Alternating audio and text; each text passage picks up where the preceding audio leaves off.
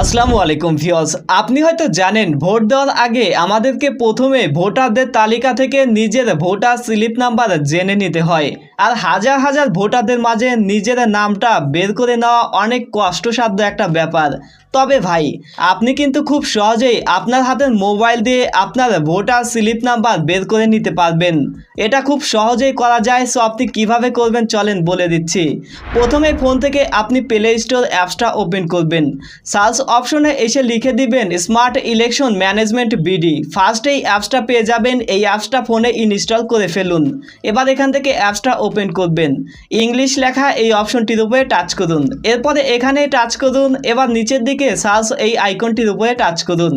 এখানে আপনার NID number এবং জন্ম তারিখটি দিতে হবে।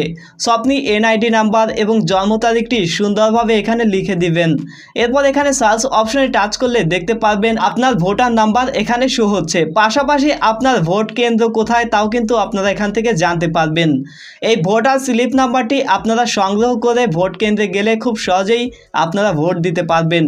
এমনকি এই ভোটার স্লিপ নাম্বার অনুযায়ী আপনি যদি ভোটারদের তালিকা থেকে আপনার নামটি খোঁজেন তাহলে খুব সহজেই আপনাদের নামটা পেয়ে যাবেন। এভাবেই আপনি আপনার পরিবারের যে কারোর ভোটার স্লিপ নাম্বার বের করতে পারবেন। শুধু তার এনআইডি নাম্বার এবং জন্ম তারিখটি দিয়ে সার্চ করবেন।